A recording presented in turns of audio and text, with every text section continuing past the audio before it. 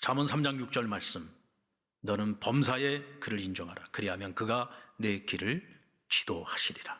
우리 같이 한번 따라 볼까요? 너는 범사에 그를 인정하라. 여기서 그를 인정하라 할 때 그 그는 누구죠? 하나님을 말하는 거죠. 너는 범사에 하나님을 인정하라. 따라해 봅시다. 그리하면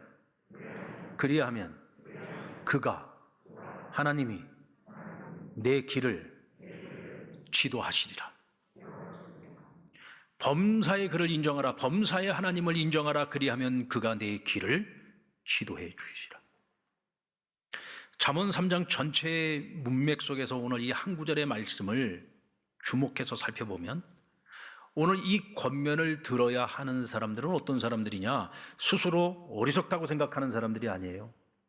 내가 한없이 부족함을 아는 사람들에게 하는 얘기가 아닙니다. 스스로가 지혜롭다고 여기는 사람들입니다. 스스로 자신의 지식과 자신의 경험에 대해서 과신하고 자기 명철을 의지하면서 살아가는 자들에게 권면하고 있는 것입니다. 그게 아니야. 범사에 하나님을 인정하고 살아야 돼. 나라고 하는 존재가 그렇게 믿을 만한 존재가 아니야. 내가 가지고 있는 지식과 경험이 그렇게 믿을 만한 것이 못 돼. 우리가 진정으로 믿고 신뢰하고 의지하고 살아갈 수 있는 존재는 오직 하나님 한 분이셔. 그러니 오직 하나님만을 인정해. 내 인생의 모든 것에 있어서 하나님을 인정해. 그 하나님을 인정하고 살아가면 절대로 후회함이 없는 길로 하나님께서 우리의 길을 인도해 주실 거야. 절대로 후회하지 않는 길, 옳은 길, 바른 길, 선한 길로 하나님께서 우리를 이끌어 주실 거야 라고 오늘 잠언 기자는 우리에게 말씀하고 있는 겁니다. 오늘 잠언 기자는 이와 같이 자기 지식, 경험, 느낌, 감정, 논리 이와 같이 자기를 따라서 살아가는 사람을 가리켜서 악이라고 규정을 하고 있습니다. 7절 말씀에 보시면 스스로 지혜롭다 여기지 말라. 여호와를 경외하며 악을 떠날지어다. 스스로를 지혜롭게 여기는 것이 악이라는 거예요. 스스로에 대한 지나친 과신, 자기 자신에 대한 믿음이 너무 지나쳐요. 너무 과신을 해요. 결국은 이것이 무엇으로 변질되느냐? 교만함으로 변질이 됩니다. 하나님이 가장 싫어하는 것이 교만 아닙니까? 결국은 그 교만으로 말미암아 우리가 옳은 길에서 벗어나게 되고 결국 악에서 헤어나오지 못하는 결과를 가져올 수 있다는 거죠. 그러므로 지혜자는 오늘 우리가 하지 말아야 할 것과 해야 할 것에 대해서 분명하게 구분을 지어 말씀해 주고 있습니다. 하지 말아야 될 것은 무엇인가요? 스스로 지혜롭게 여기지 말아라. 자기 명철을 의지하지 말아라. 우리가 반드시 해야 되는 것, 범사에 하나님을 인정하라는 것입니다. 여러분, 그럼 범사에 하나님을 인정한다는 것은 대체 무엇을 의미하는 것일까요? 범사에 하나님을 인정한다는 것은 하나님이 내 인생의 주권자가 되심을 받아들이고 수용하는 거예요. 하나님이 내 인생의 주인이에요. 나 자신에 대한 모든 절대 주권을 내가 가지고 있는 것이 아니라 하나님이 가지고 계신다라고 하는 것을 우리가 인정하면서 살아가는 것이라는 거죠. 고대 시대의 종에 대한 주인의 권한은요, 절대적이었습니다. 종은 자기를 주장할 수가 없어요. 자기 뜻을 주장하지 못합니다. 왜냐하면 나에 대한 모든 절대 주권을 주인이 가지고 있기 때문이죠. 그래서 내 뜻과 내 생각은 상관이 없어요. 항상 종은 주인의 뜻과 주인의 생각과 주인의 명령을 따라서 살아가야 되는 것이 종이었습니다. 그러니까 고대 사회에 있어서 이 종이 주인과의 관계 속에서 누릴 수 있는 최고의 축복이 있다고 한다면 무엇일까요? 그것은 좋은 주인 만나는 겁니다. 지혜로운 주인을 만나는 거예요. 덕이 있는 주인을 만나는 겁니다. 그런데 불행하게도 악한 주인을 만나면 그 종은 평생 불행할 수밖에 없습니다. 어리석은 주인을 만나면 그 종은 평생 이곳저곳으로 팔려다니는 신세가 될 수밖에 없는 거죠. 오늘 우리가 범사에 하나님을 인정한다고 할 때 그 인정함이란 나에 대한 하나님의 절대 주권을 받아들이고 이제부터 하나님의 생각과 하나님의 뜻과 하나님이 인도하시는 그 길을 따라 순종하며 살아가는 것입니다. 이것이 범사에 하나님을 인정한다는 거죠.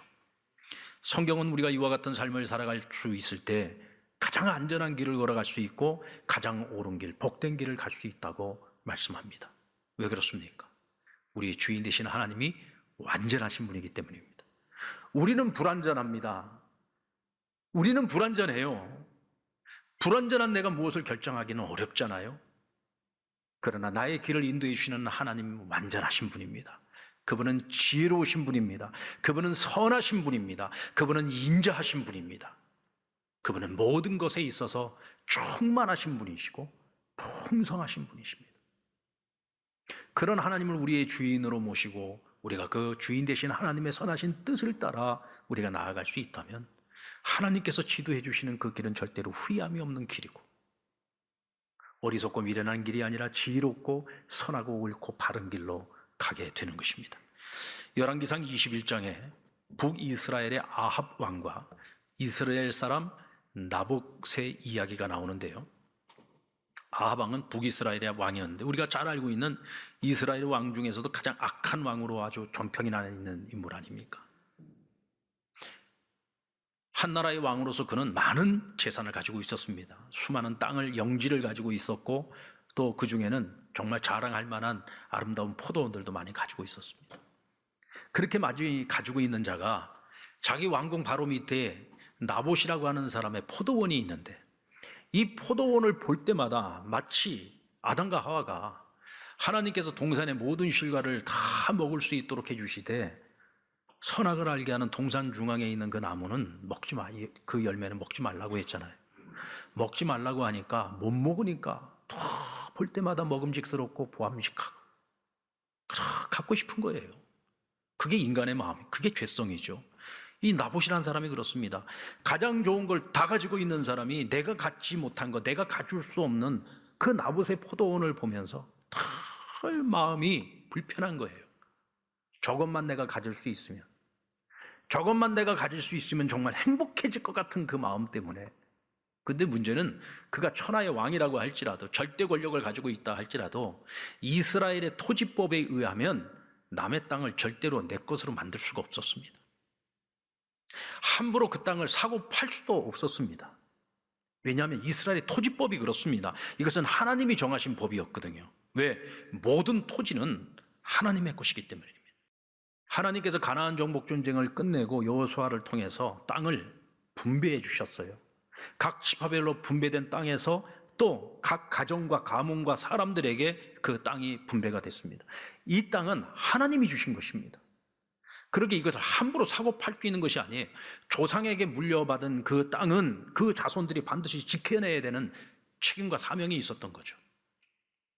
그러나 또 한 가지 의미가 있습니다. 하나님께서는 이스라엘 사회에서 가장 가난하고 힘없는 자들의 최소한의 재산권을 보호하기 위한 사회적 정의 차원에서 땅을 함부로 사고 팔 수 없도록 만들어 놓으신 겁니다.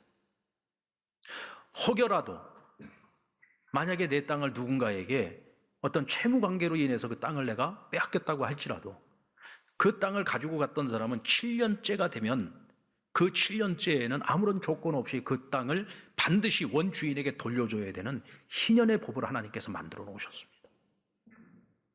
그렇게 해서 최소한 가난하고 연약한 자들, 힘없는 자들의 최소한의 기본권을 지켜주고자 하는 하나님의 마음과 뜻이 이 토지법에 들어있는 거죠.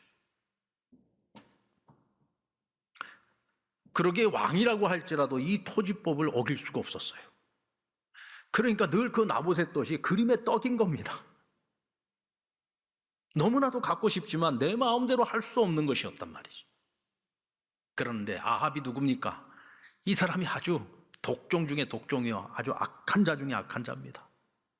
어떻게든 저것을 내 것으로 만들고 싶었습니다. 고민 끝에 그가 농부 나봇을 자기 왕궁으로 불러서 거래를 시도하기 시작했습니다. 열왕기상 21장 2절의 말씀을 우리 같이 한번 읽어볼까요? 시작. 내 포도원이 내 왕궁 곁에 가까이 있으니 내게 주어 채소밭을 삼게 하라.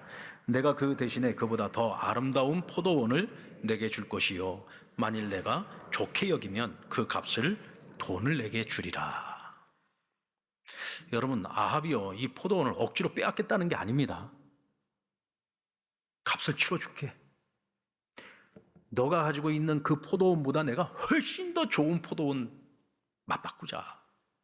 만약에 포도원을 너가 원치 않는다면 그것을 내가 값으로 정산해서 너에게 줄게. 그러니까 현 시세로 따져본다면은 현 시세보다도 몇 배 높은 가격으로 내가 그 포도원을 사겠다는 거예요. 여러분들, 이것이요, 나봇의 입장에서 보면 굉장히 매력 있는 제안을 받은 겁니다.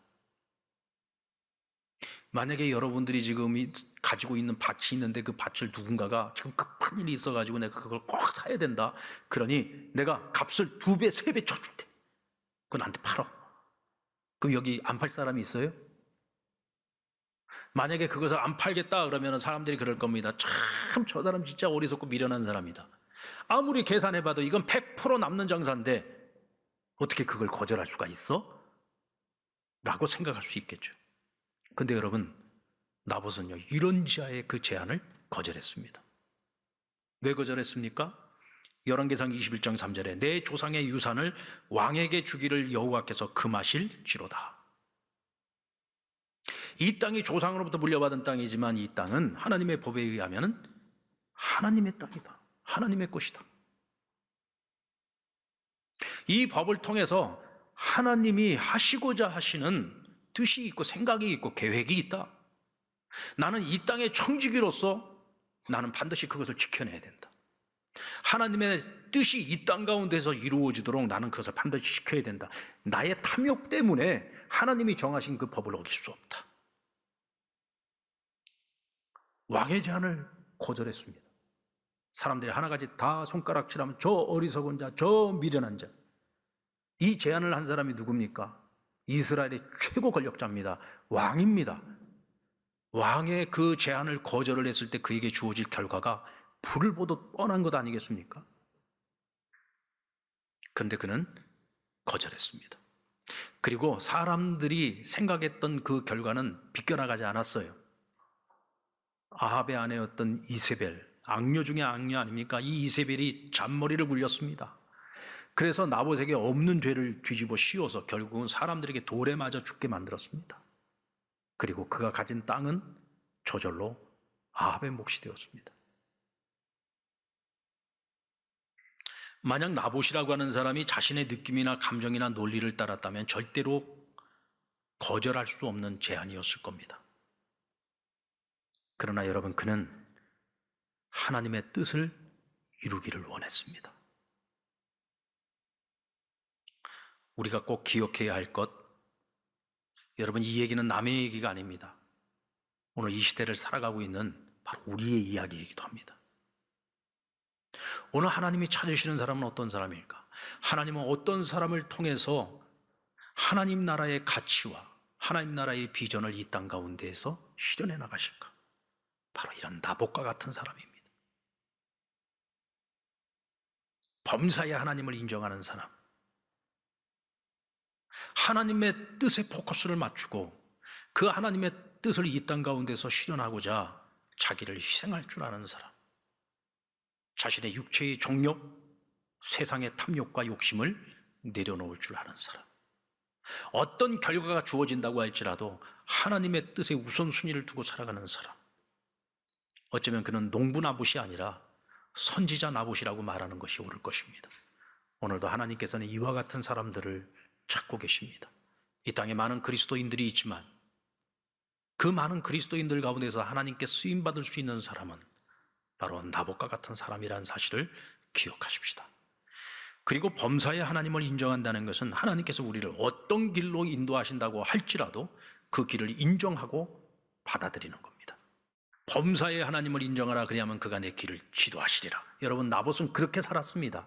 그런데 그는 살지 못하고 죽었습니다. 자기 것을 지키지 못하고 다 빼앗겼습니다. 누가 봐도 어리석고 미련한 인생, 쓸데없는 죽임을 당한 것처럼 보여집니다. 그럼에도 불구하고 하나님의 뜻을 따르며 살아가는 것이 옳은 선택일까요? 자, 그렇다면 여러분들에게 이렇게 묻고 싶습니다.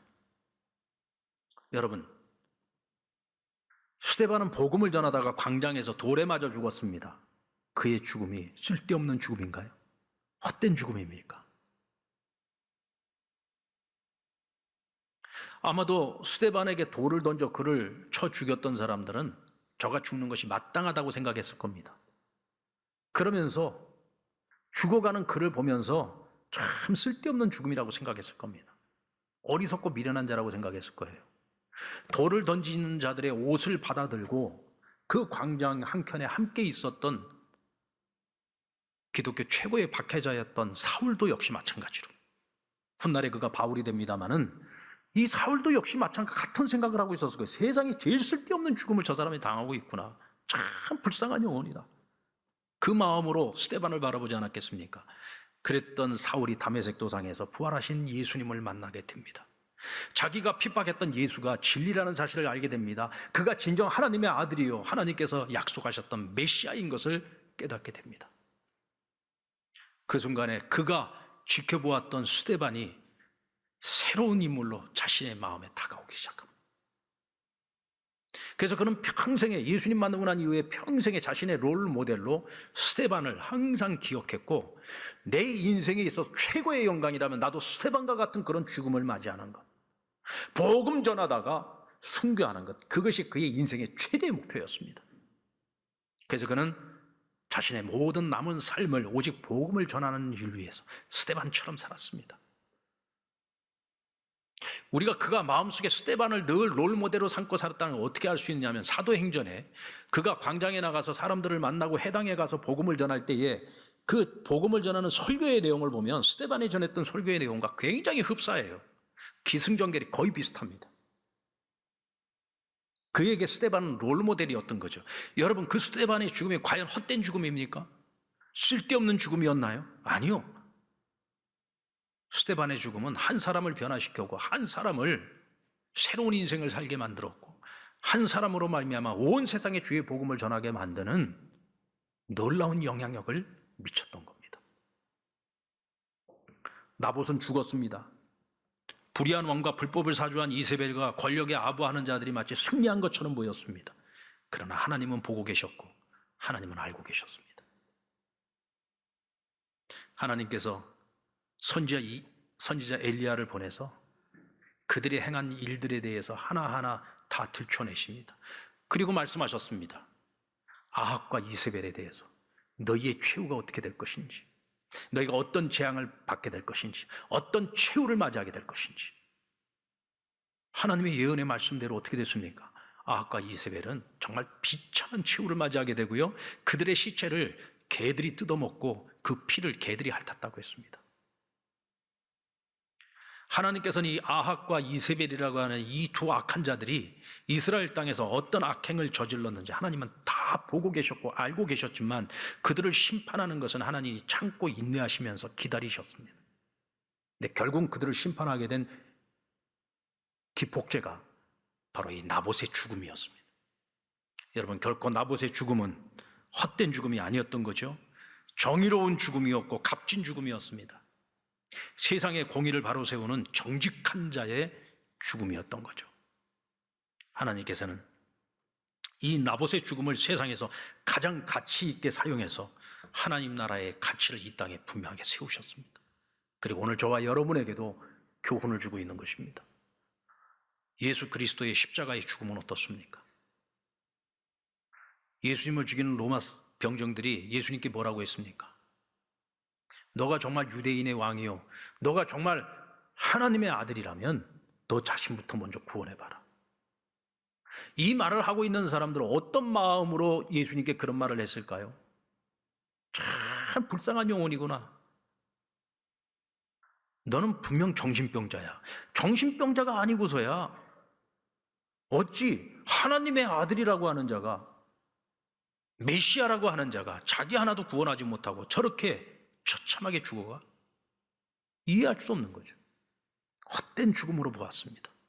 그러나 여러분, 그 예수님의 죽음이 있어서 영원하신 하나님 아버지의 그 비전과 그 꿈이 이루어지지 않았습니까? 그리고 오늘 저와 여러분이 죄사함 받고 구원받고 하나님의 자녀로서 영원한 나라를 바라보며 살아갈 수 있게 되지 않았습니까? 어찌 그 죽음을 헛되다가 하겠습니까? 범사의 하나님을 인정하는 것이란, 우리가 하나님을 인정하며 살아갈 때 우리에게 어떤 결과가 주어지든지 그 결과를 인정하고 받아들이고 수용하고 끝까지 하나님을 인정하는 그 길을 따라가는 것입니다. 만약 이 세상의 삶이 전부라고 한다면 나봇의 죽음, 스데반의 죽음, 예수님의 죽음 다 헛되고 헛된 것입니다. 만약 지금 우리가 사는 이 세상, 이 짧은 세상, 여기가 전부라면, 그냥 죽음으로 모든 것이 끝나버린다면 이 죽음들이야말로 정말 헛된 죽음 아니겠습니까? 근데 오늘 저와 여러분은 알고 있죠. 여기가 전부가 아니라는 것을. 우리가 이 땅에서의 삶은 정말 잠깐이잖아요. 순식간에 지나가지 않습니까? 저도 내일 모레면 60입니다. 어느 날 보니까 제가 이렇게 나이를 먹어버렸더라고요. 아직도 마음은 20대, 30대인 것 같은데. 제 몸은, 내 세월은, 나의 시간은 벌써 이렇게 지나가 버렸어요. 살아온 날들을 뒤돌아보니까 순식간에 지나간 것 같아요. 저보다 나이가 더 많으신 분들은 더 할 겁니다. 앞으로 우리가 살면 얼마나 살겠습니까? 우리에게 남은 시간들이 얼마나 남아있을까요? 사실 계산 불가하잖아요. 오늘이라도 오라고 하면 우리가 가야 되는 인생인데 우리에게 남은 날들이 얼마나 남았습니까? 지금까지 살아온 날들과 비교를 해보면 앞으로 우리가 살아야 될 날은 정말 잠깐입니다. 순식간에 지나갑니다. 여러분 10년이라는 세월도 순식간에 지나가 버리잖아요. 금방 지나가 버릴 시간, 그 시간이 끝나면 모든 것이 끝난다? 근데 그게 아니에요. 이 잠깐의 시간이 끝나가면 그 죽음 너머에 영원한 시간이 기다리고 있습니다. 영원한 하나님의 나라가 우리 앞에 기다리고 있죠. 그 영혼을 바라보며 그 영혼에 우리의 인생의 목표를 두고 소망을 두고 살아가는 사람들에게는 오늘 이 나봇과 같은 이의 죽음, 스데반의 죽음, 예수님의 죽음은 이 세상에서 가장 가치 있는 죽음이요, 가장 존귀한 죽음이요, 우리 믿는 자들이 따라가야 하는 길인 것입니다. 그들은 하나가 범사에 하나님을 인정하는 길을 걸었던 이들입니다. 여러분, 가나안 정복 전쟁을 앞두고 하나님께서 칼을 들어 제일 먼저 치라고 한 자들이 누구입니까? 가나안 정복 전쟁은 가나안 사람들과 이스라엘의 전쟁이에요. 그렇다면 당연히 이스라엘이 칼을 들었을 때 제일 먼저 쳐야 되는 것은 가나안 사람들이죠. 근데 성경을 읽으면 그렇지 않습니다. 이스라엘이 가장 먼저 칼을 들어 쳐야 될 것은 바로 자기들 자신이었어요. 무엇을 치라고 했습니까? 이스라엘 남자들 가운데 모든 남자들, 할례의 대상이 되는 남자들은 남자의 손기에 표피를 베게 했습니다. 할례를 행하게 한 것이죠. 왜 그랬을까요? 광야 40년이라는 긴 세월 동안 그들은 광야 생활을 한다는 이유와 핑계를 대고 하나님의 백성으로서의 기본적인 표징으로, 표식으로 자기 몸에 내야지 되는 이 할례라고 하는 이 징표를 그들이 미루고 있었던 겁니다. 광야를 핑계대었죠. 근데 이제 가나안 땅에 들어가서 그 땅에 가서 이 적과 꿀이 흐르는 하나님이 약속의 땅에 들어가서 하나님의 도성을 세워야 돼요. 이제 하나님의 전쟁을 시작을 해야 됩니다. 더 이상의 불순종은 용납할 수 없다는 거죠. 어떤 것도 핑계대지 말라는 겁니다. 남 핑계도 대지 말고 환경도 핑계대지 말고 너희가 해야 할 일을 하라는 거예요. 하나님의 백성으로, 하나님의 자녀로서 너희가 마땅히 해야 할 일인데 그것을 뒤로 미루지 말라는 겁니다. 불순종은 버리고 순종의 길을 가라는 거죠. 그래서 먼저 너희부터 배라는 겁니다. 너희 자신을 먼저 베고 들어가면 너희 앞에 있는 그 어떤 장애물도 나의 칼을 들어 내가 베어줄 것이다. 어떤 장애물이 있을지라도 내가 그것들을 다 거두어 줄 것이다. 너희의 가는 길을 형통하게 할 것이다. 내가 약속한 그 땅을 반드시 차지하게 할 것이다. 먼저 배워야 될 것이 무엇인지를 우리는 알아야 됩니다. 여러분, 하나님께서 지도해 주시는 그 길을 걸어가려면요, 여러분의 느낌을 따라서 살아왔던 그 길을 배워버리십시오. 여러분의 감정을 따라서, 논리를 따라서, 나의 지식과 나의 경험을 따라서 살아왔던 그 길을 배워내야 합니다. 그것부터 우리가 배워내기 시작하면 우리 인생을 가로막고 있는 어떤 장애물도 하나님께서 배워주실 것입니다. 사랑하는 여러분, 오늘 저와 여러분이 후회하지 않는 길로 걸어가려면 선하고 바른 길, 하나님이 약속하신 그 길 끝에서 우리가 다 함께 만나 하나님의 그 영광의 그 자리에 우리가 같이 서려면 우리는 범사에 하나님을 인정하는 길을 걸어가셔야 됩니다. 여러분, 그 길을 이제 우리의 남은 인생, 우리의 남은 삶을 살아갈 때 지금부터 끝까지 함께 그 길 걸어갈 수 있기를 주의 이름으로 축원합니다.